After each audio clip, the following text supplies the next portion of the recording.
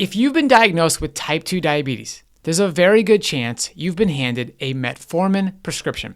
And almost certainly, nobody fully explained what metformin is actually doing inside your body. Not at the cellular level, not in a way that would help you understand why some people continue to see their diabetes progress despite taking it exactly as prescribed. Here's the counterintuitive truth that changes everything about how you see this medication. Metformin lowers blood sugar, but lowering blood sugar is not the same thing as reversing insulin resistance. Those are related goals, but they are not the same goal. And that distinction may completely change the way you think about diabetes, medication, and what's actually possible for your body. In this video, I'll show you how metformin works, what it can help with, what it can't fix, and what may work even better if your goal is to reverse diabetes instead of just control it. High blood sugar has a root cause, and that root cause has 3 parts happening at once. First, glucose is sitting in your bloodstream because your muscle cells are not pulling it in efficiently. Second, your liver is releasing extra glucose even when you don't need it because insulin resistance is giving the wrong signal. Third, fat has accumulated inside your muscle and liver cells and is jamming the cellular machinery that insulin depends on to do its job. Metformin addresses the second of those 3. It does not touch the first or the third. And once you understand that, everything else in this video will click immediately. If you want our free guide on how to address all 3 root causes at the same time, comment guide below. It's completely free. Just comment guide below. Now, let's get into exactly how metformin works. The biggest misconception about metformin is that it somehow forces glucose into your cells or fixes the reason your cells stop responding to insulin. That is not what it does. Metformin's primary target is your liver. Specifically, it suppresses a process called hepatic glucose production. Here's why that matters. Your liver constantly releases glucose into the bloodstream between meals and overnight. This is completely normal. In a metabolically healthy body, insulin tells the liver when to stop releasing glucose, and the liver listens. But when the liver is insulin resistant, it stops responding to that signal. It keeps pumping glucose into circulation even when blood sugar is already elevated. That is one of the main reasons fasting glucose stays stubbornly high even on days when you eat almost nothing. Metformin tells the liver to calm down. It reduces that excessive overnight glucose output. And because the liver quiets down, less glucose enters the bloodstream. Blood sugar falls, A1C improves. Metformin also activates a cellular energy sensor called AMPK. This sensor helps cells manage fuel more efficiently. Research also suggests that metformin can modestly improve insulin sensitivity in muscle tissue. In addition, it appears to influence the gut microbiome in ways that may support blood sugar regulation. But make no mistake about the primary driver. Most of metformin's blood sugar lowering effect comes from suppressing excessive glucose production in the liver. Research published in Diabetologia reviewed how metformin works in the body. The researchers found that its primary effect is suppressing glucose production in the liver through the activation of AMPK. This appears to be the central mechanism behind its blood sugar lowering effects. The study also found secondary effects on glucose metabolism in the gut and insulin sensitivity in peripheral tissues. This is genuinely useful. For many people, metformin lowers A1C by approximately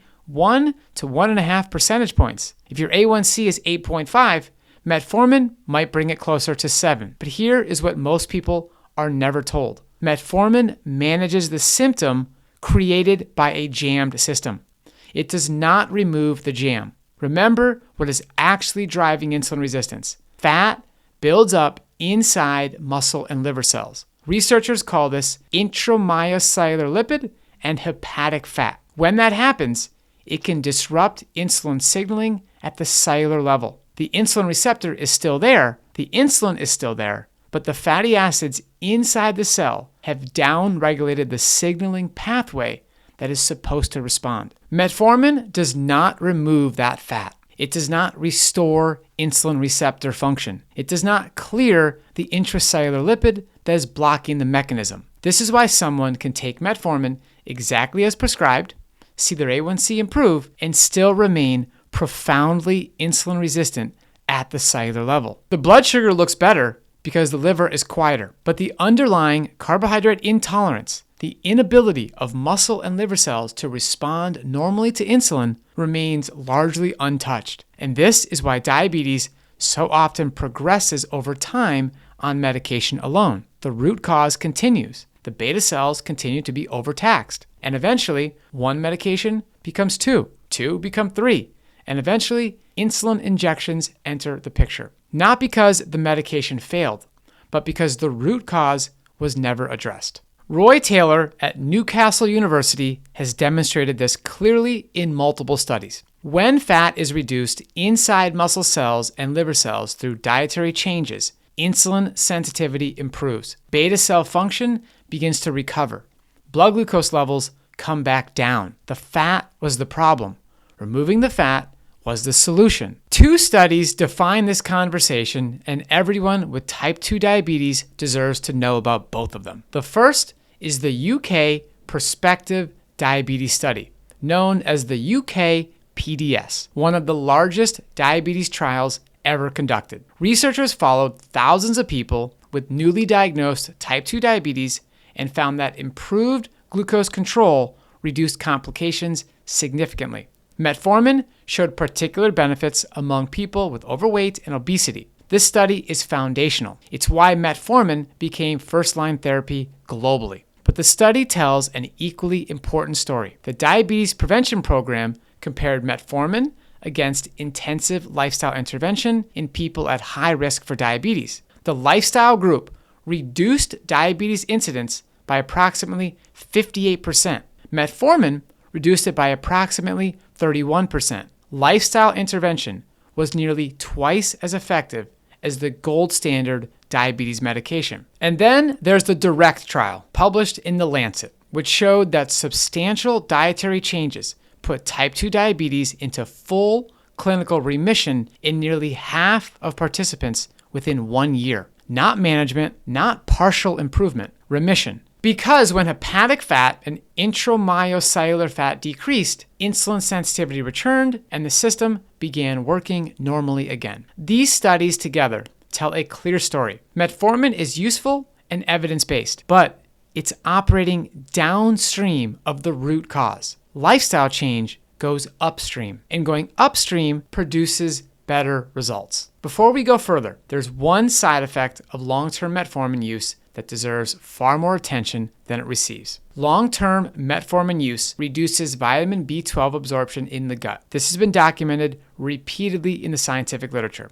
It was also confirmed in a major analysis from the Diabetes Prevention Program Outcomes Study, published in the Journal of Clinical Endocrinology and Metabolism. The researchers found that people who took metformin long-term had significantly higher rates of vitamin B12 deficiency than people who did not take metformin. Why does this matter so much? Because B12 deficiency can cause fatigue, memory problems, numbness, tingling, and neuropathy-like symptoms. And for someone with type 2 diabetes, every single one of those symptoms is also consistent with diabetes progression. Many people, and even their doctors, assume these symptoms mean the diabetes is worsening, when they may actually be a B12 deficiency that is entirely correctable. If you take metformin, ask your healthcare team to monitor your B12 levels periodically. It's a simple blood test,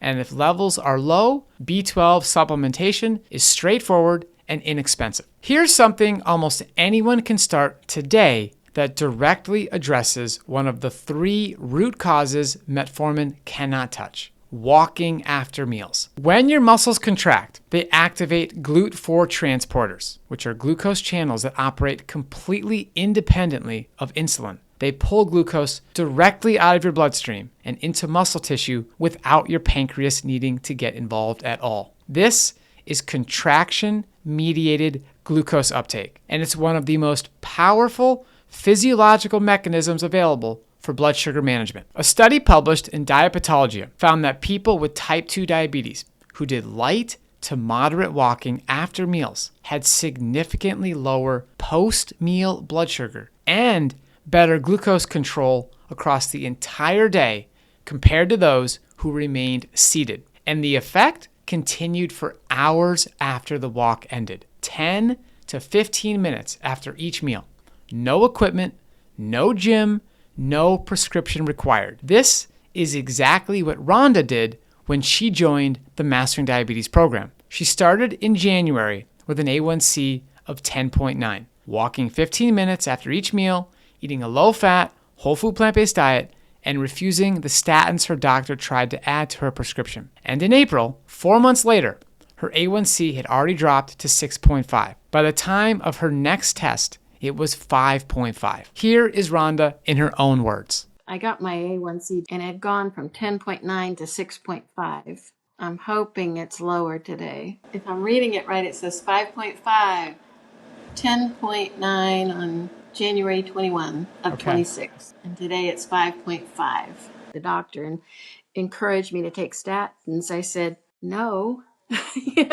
And I said, I'm working to reverse that. And he implied that he's never seen anybody do that. I've lost 30 pounds since I started mastering diabetes. Easiest I've ever lost weight. Her doctor had never seen anyone reverse diabetes. She became the example he had never seen. If you want our free guide on how to combine post-meal walking with the dietary approach that removes the root cause, comment guide below.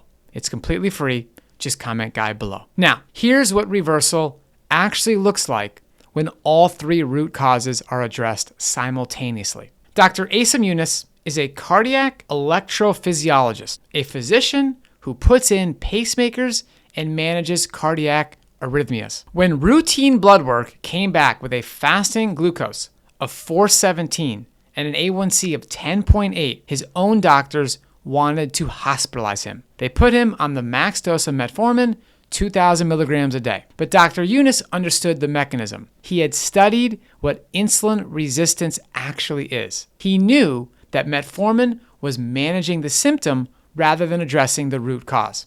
So he joined the Mastering Diabetes coaching program and worked closely with a diabetes coach. He followed a low-fat, plant-based, whole food dietary approach and made consistent movement part of his routine. Within 3 months, he was able to stop taking metformin entirely. 6 months after starting, his A1C was 5.9, down from 10.8. Here is Dr. Younis in his own words. Before starting the Mastering Diabetes program, my hemoglobin A1C was 10.8.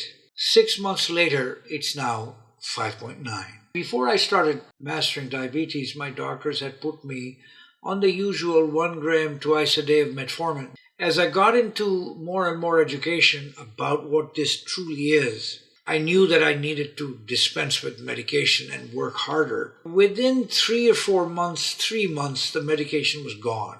I'm on no medications now. Classic allopathic teaching tells us that these are prolonged, incurable management. I quickly evolved into a family that started looking at solutions, which involved things that can take us beyond just managing diabetes. A cardiologist who was put on metformin understood what it was and was not doing, addressed the root cause, and came off the medication within 3 months with an A1C of 5.9. That is not a miracle.